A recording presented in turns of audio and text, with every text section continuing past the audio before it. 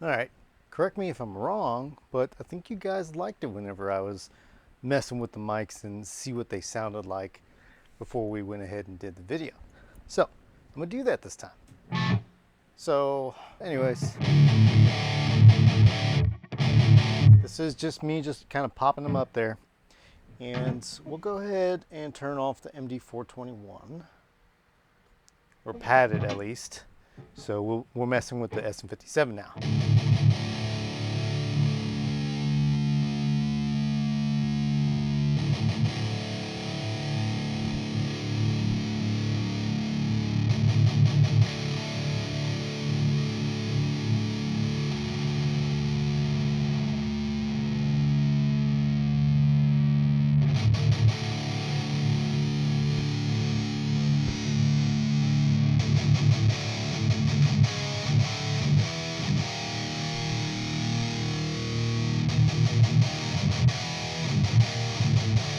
I think that sounds good. So let's go ahead and try the MD421. I think that actually sounds good right there.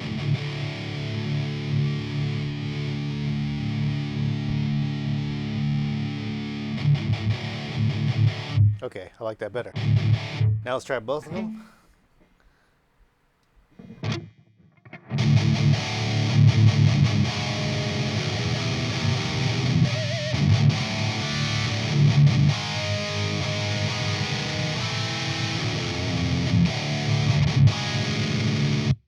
And there we go.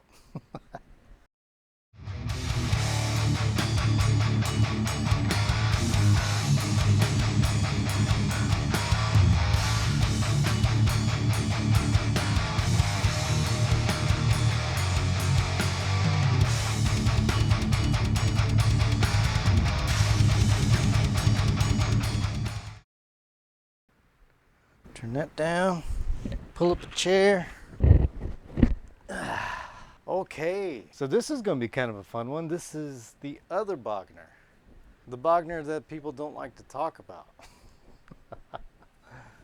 it's the line 6, you know, and it's the spider valve 112 that I've converted from a combo to a head. And I typically like to do these because I hate the sound of combos.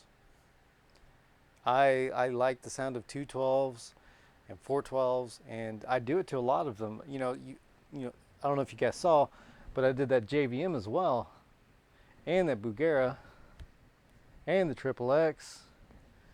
It's just kind of my thing because I can typically get them for a really good deal because people don't want to deal with them, and I get it. It's kind of a pain in the butt, but I've messed up a good bit of them. Well, maybe 2 or 3 of them before they started to actually look like a decent head conversion. And I know on the forums people are like, you know, why do you do that? Why don't you just build a new one? It's because it's not worth it to me. I might have should have done that with the JVM, but I've took a lot of time and care to make that look as good as it does. And I kind of got a pretty good solid way of about doing this stuff, and I did that with this too. And not to say that this deserves that, but for me to even be able to use it in my context, I need to have it. I need it as a head. And we're gonna go through this one. This one was destroyed. It was all rusted and everything, and I'm surprised it's still working. I had to do a few things inside of it to get it up and running, but it's running now. Um, and we're just going to go through it and see how it goes. I have 4 different presets. Now, I did these presets on a 112 that I had at the house that I was using. That was not this combo, but it was a V30. So, and these are 4 V30s in here. Not to say that what I dialed in over there is going to sound like what it is should be through a 412. So we'll kind of probably dial it in a little bit more. And we'll just go through those 4. I'm not even going to go through all the bits and pieces. I just want to show you guys if this is even still a thing for 2025. Does this amp still stack up, and what can you use it for? Because you can get these for really cheap. You can get them $300 at most. Some people try to do 500, but no way. Um, I think it's worth it, but a lot of people in the market just don't see it that way. So you can probably get these for 200 bucks or so, just because it has a digital front end. But the secret sauce is it does have the Bogner power tube section to it. Now I don't know how much of that is actually, Bogner's doing. It's designed by Bogner. Um, so what that means, it's got to be worth something to have it at least for a power amp, right? And that's why the Tonex is here. So after we go through these 4 tones, we're going to go through my Tonex, because you guys know I love that one, and we'll go through the return of this power amp and see if we can get some good tones coming that way too. So see if there's a big difference in tone wise, from this 2 digital front ends, but of course the Tonex is proven to be a really awesome piece of gear. All right, let's get to some tones first. All right, what you guys heard when I was messing around with the mics was my very first preset on this. The guy that had this before, he named his preset Stinkfist. Stinkfist. That cracked me up when I turned this thing on. I don't know that he thought if I was going to get it working or not, but so it's Stinkfist. All right, so this is what Stinkfist sounds like. Or this, I changed it a little bit. Here it is.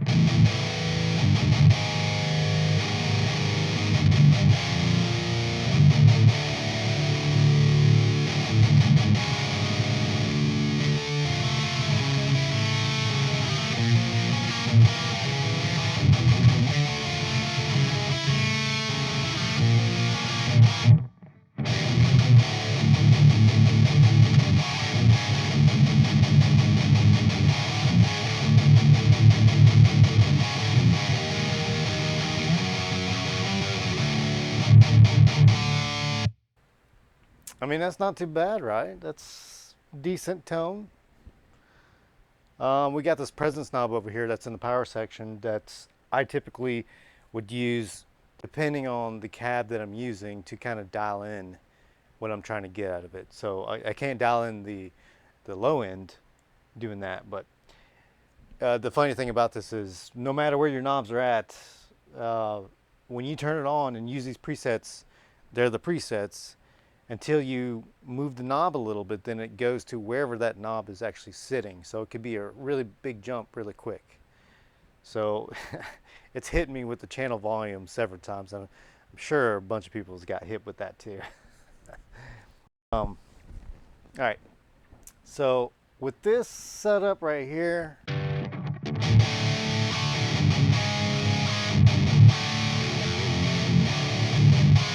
it's actually pretty decent. I like that.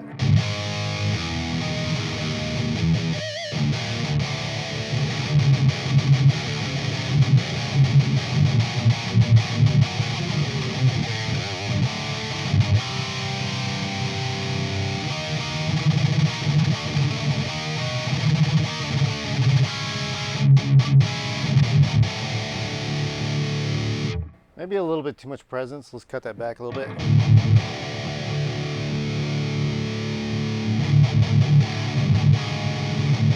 It just got really thick really fast.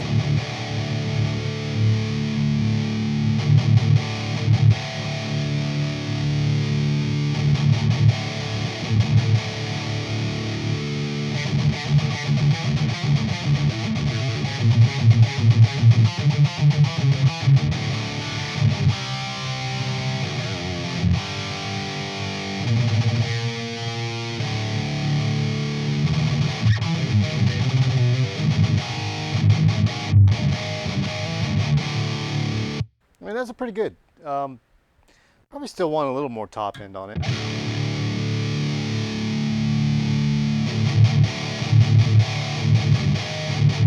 Sounds a little too bassy, so I'm just going to go ahead and mess with it.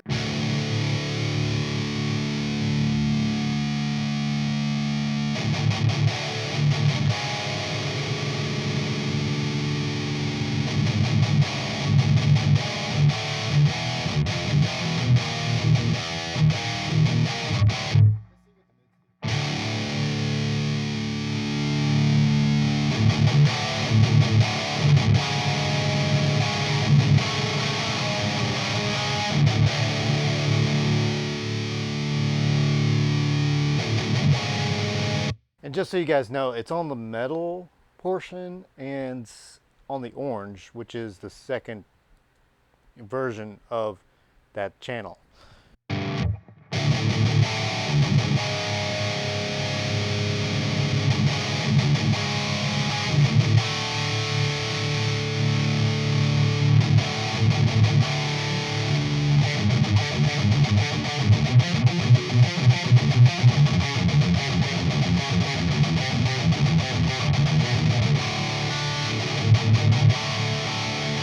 Okay, I dig that tone. It's pretty good. It's still really sizzly. It's a little funny sounding. I mean, what'd you expect, right? All right, let's go over to B. Let's see what that sounds like. That is my crunch channel. Okay.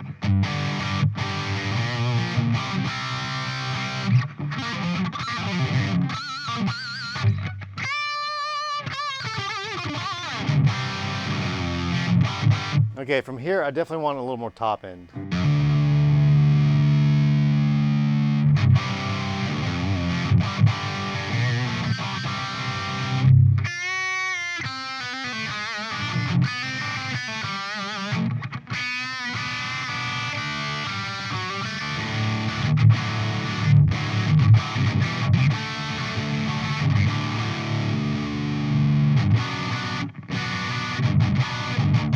Still sounds a little dark. Let's bring up the treble.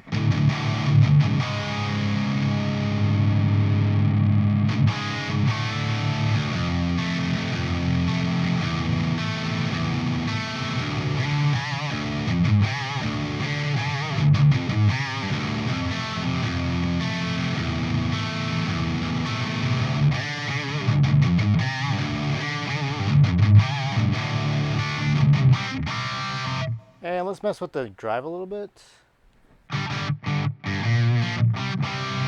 There we go.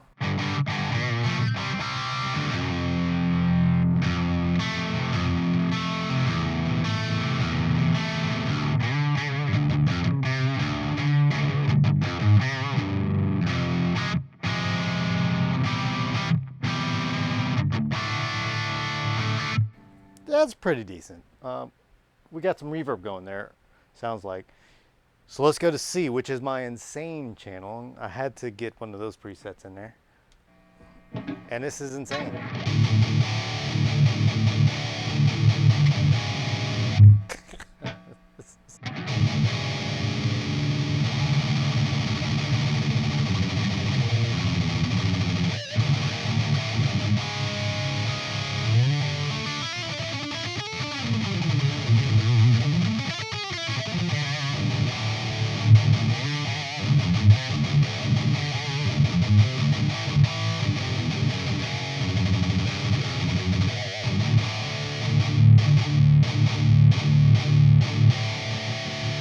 Tons of low end.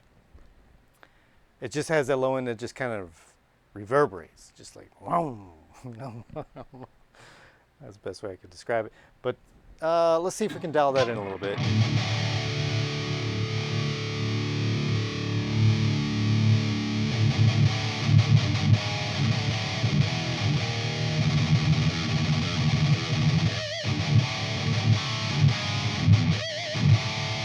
That would take a lot of work to get it to cut through a mix. Just sounds super scooped. Mids all the way up.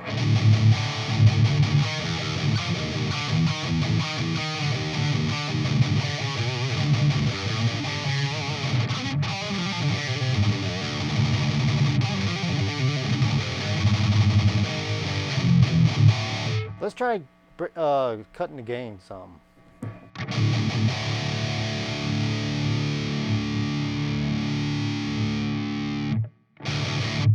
That's all the way down. Which that is actually pretty good, actually. That is the first time I've done that. Hold on.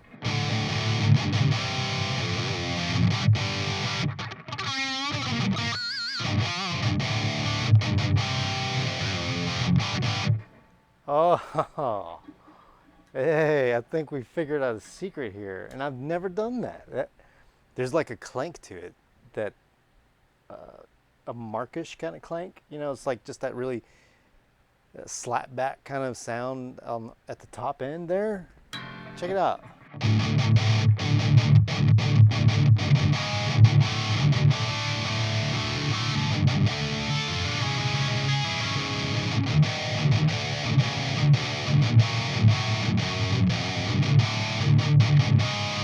That actually sounds really cool. Treble.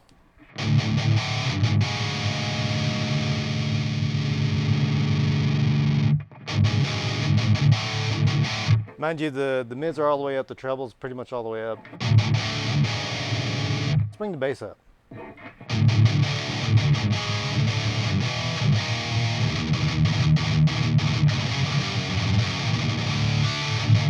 That is actually a cool tone. I didn't think I'd come across that, but we just did together. Let's bring up the drive a little bit.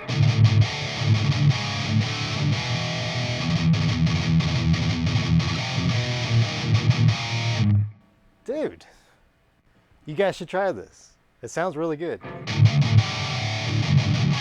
Just start with the drive all the way down on the insane mode, and you can get some pretty cool distorted sounds out of it now.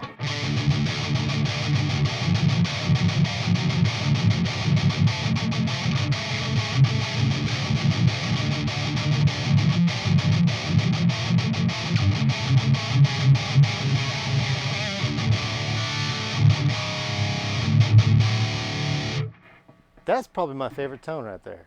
I'm gonna save that. See that? Saved. Let's go back to A.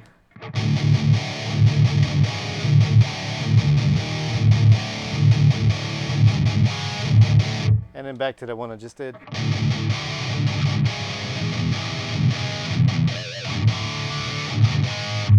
Yeah, it just has like this clarity to it that I'm really digging actually.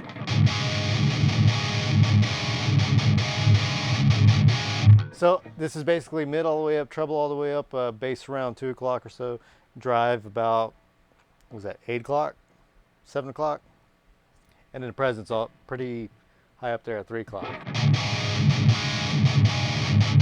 That's a usable tone. That is the first usable tone that I'll be like, okay, I could probably, you know, pump this loud and it'd work out for me. Okay. Let's do D. Oh, this is my lead tone.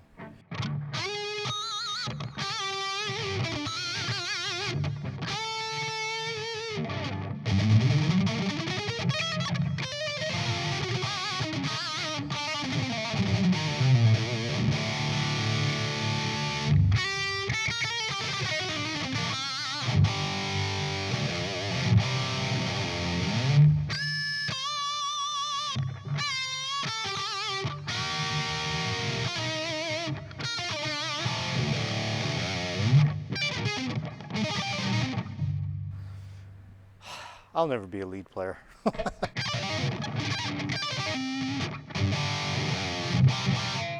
right, yeah, that's cool, but I still like this one.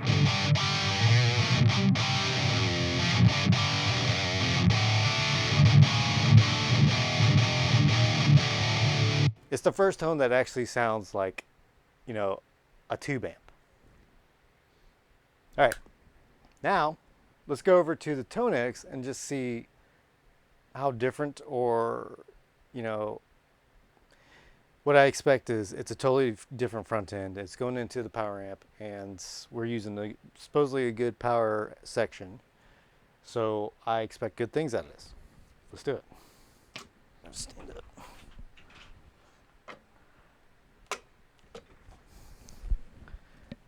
All right. What I have going right now is my Bogner Uber Ultra that I did with that video. Maybe I'll release this. We'll see. But here it is. We're going to turn up the master.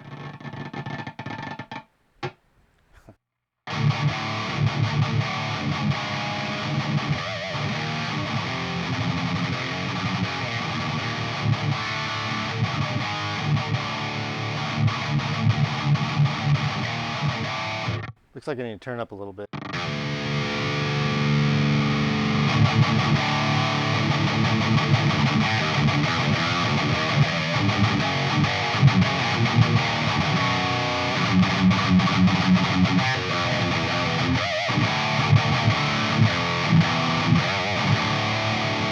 All right, first impressions is it's a little anemic sounding, and I don't know if it's because of the way I captured it, but it's always going to be different for every single setup that you're playing with.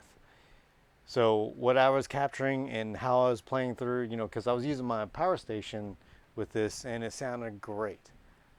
This definitely sounds different. So what I'm going to do is use the presence here on the power section. Go all the way up with it.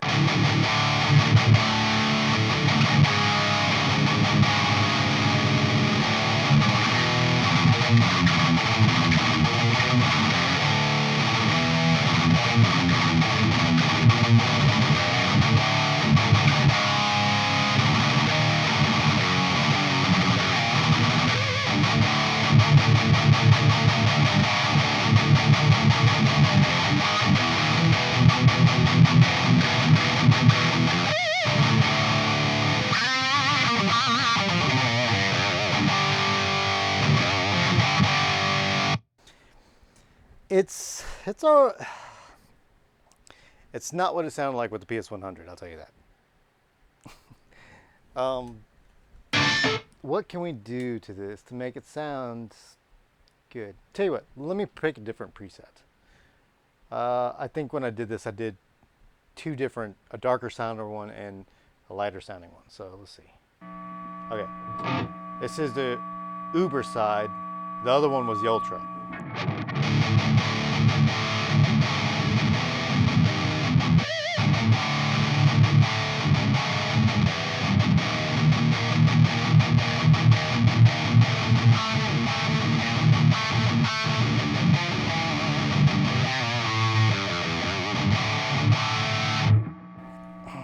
Still sounds pretty dark.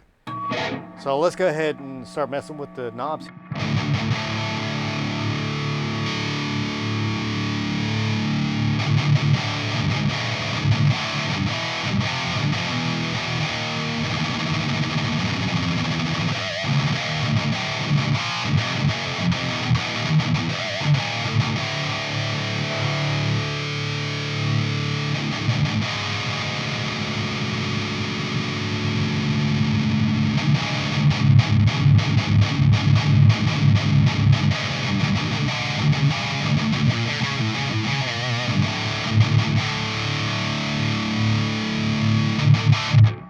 Let's go to the presence side.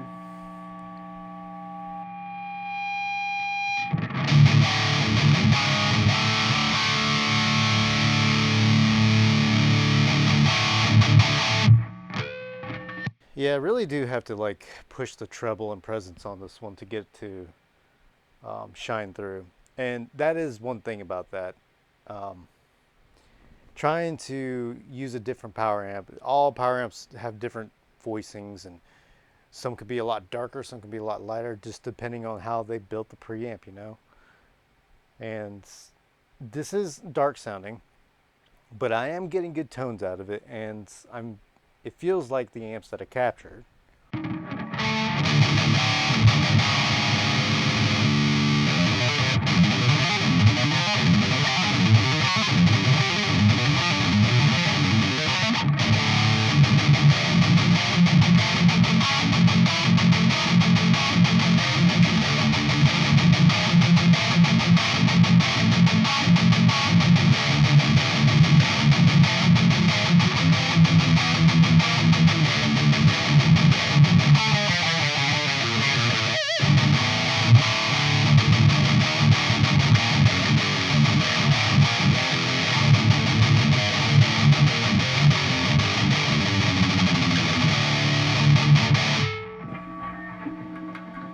Sounds pretty good.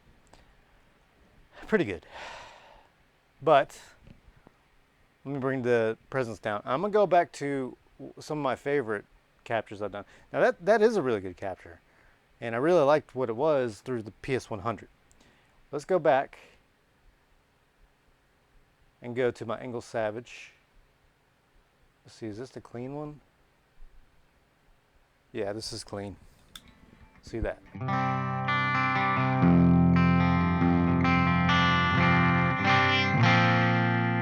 Oh, that sounds really good.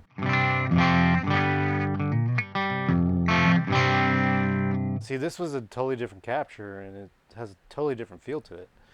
Let's go to the Savage lead.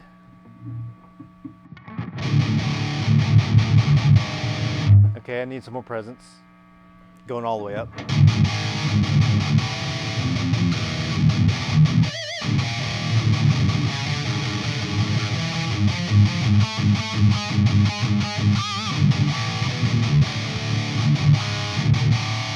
whole reason why I'm doing this is just to show you guys can get a, buy a power amp for fairly cheap, do something like this and run your modelers and all that stuff through it. I would have to say that this power amp is definitely darker, so just keeping that in mind. But it's loud. I think it's a 40 watt, but you could definitely play with the drummer with this thing, and there's no doubt about that. And if you have like one laying around going through the effects loop, you've got a tube amp. So you modeled a tube amp, but then also going through this as a tube amp for your output. So I think it's a great idea. Let's go to my Fireball. Or wait, I got another Savage? Yeah. Oh, this is the lead. Yeah, that sounds sick.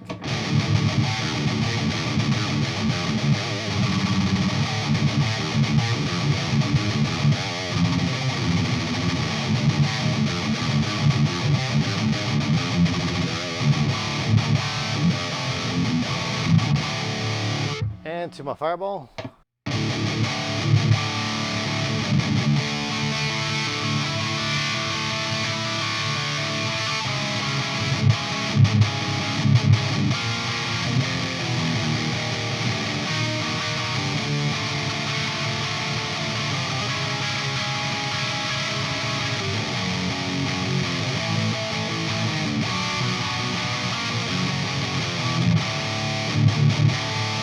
And let's see what else we got here. 5153 blue. Oh, that one actually sounds really good through this. But I want a little more gain. Oh wait, oops, not that. There we go. There we go. Let's go up to 7 on the gain. More. 8.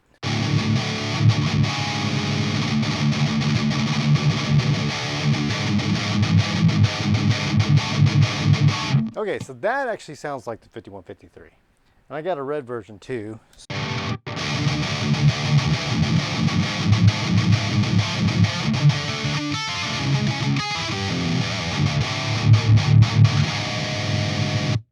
There we go. That was it. Yes, this is a good power amp. If you got one laying around and you don't know what to do with it, go ahead and chop it up like I did. Or maybe put it in this section into, some other kind of head situation and run your Tonexes and stuff through it. And it's awesome. But yeah, I just wanted to go through that, do the tones on this thing. You see, is it worth it in 2025 to have this thing? You tell me. I think it is, because you got a Tonex or something, you play through that, and then you got a 2 power amp situation. So you can have this up in front on when you're jamming in front of the stage and stuff, and you can step on this as your floorboard thing, and then just have that in the background. You don't even have to shove; you just cover it up or something. It's just a power amp, a 2 power amp at that. Forget those Seymour Duncans. Anyways, DMD out.